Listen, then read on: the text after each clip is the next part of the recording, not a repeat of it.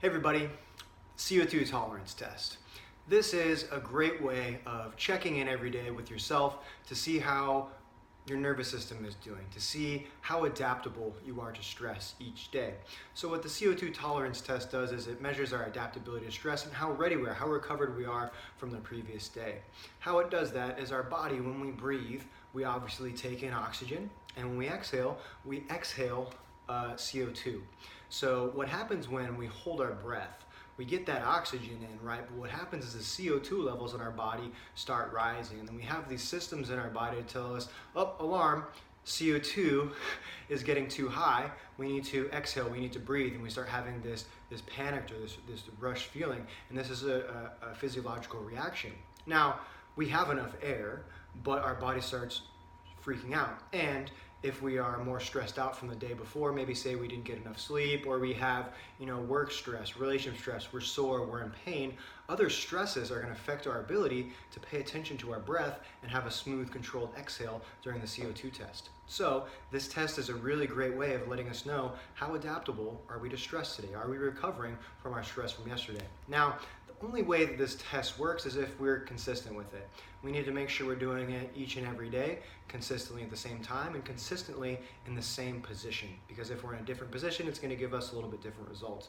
So whatever position is comfortable for you, do it there. I recommend 3 different breathing positions. Number 1, just sitting cross-legged on the ground, or you can do the sitting on your knees and sitting tall, or 3, you can just lay down on your back and do the same thing. So all you're going to need for this is a stopwatch, and you can use your phone and something to track. I usually just use the notes in my iPhone, and every day I just record. Now what we're going to do is we're going to take 3 regular just breaths. 3 big deep breaths into the nose, out through the mouth. Okay, and on that 4th one, we want to try and take in as much air as we can, really filling our rib cage as big as we can. And then as soon as we get to the top of that inhale, we're going to start our timer as soon as we start to exhale. Now on the exhale, this is again where that CO2 is going to start to build up. Okay, and our body's going to start to freak out. Okay, and when it starts to freak out, it's going to force us to maybe blow faster, or freak out that we need to push air out, or we're worried that we don't have enough air. So the goal is try and push out the air as slow as you can, and we want to time it. So the first time you do this test, it might be like 14, 15, 20 seconds. You might even be 30 seconds. But the idea is to learn how to get better at dealing with CO2 and increasing our tolerance. This is going to give us a good insight to where we are and how adaptable we are. For example, say we've been doing this test for a month and we average around 20 to 30 seconds. Okay, or we start getting our average around, say, 30 seconds. Now, one day, all of a sudden, our score drops down to about 10, 15. Oh, what's going on? There's stress in our lives that wasn't allowing us to get back to our normal average. Or say, for example, we're up around 45, 50. Wow, we really are recovered today.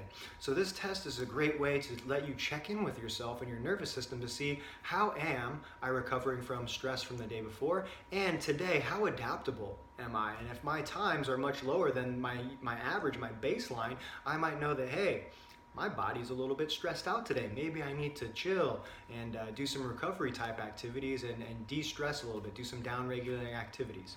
Or if you're going to be training today and hey, it's 10 or 20 above, man, my nervous system, we're ready to go today. We're ready to put some load on.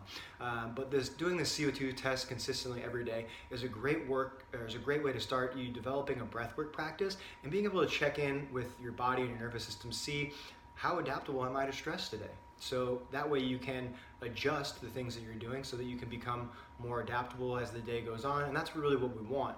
We want to be able to adapt whatever the day throws at us, and being able to check in with ourselves and know where we're at and where our physiology is at today is a great test, and it's super simple. It doesn't cost anything. It only takes about 2 minutes and a stopwatch. But the key is, again, guys, be as consistent as you can. The more consistency, the better results you're going to get, and you're going to find, hey, that this is going to transfer to all other areas of your life, because all of a sudden you're going to notice when you're breathing or when stress comes at you from your day, you start breathing and all of a sudden, hey, it's not as stressful. I can deal with this and I make better decisions. That's the point of the whole breathwork practice, is to notice, hey, when is the body sensing stress from the outside? And then instead of going with that stress and being with that stress, we acknowledge it, it's okay, We accept it and we take some breaths, and then we get back into creation mode where we can make better decisions.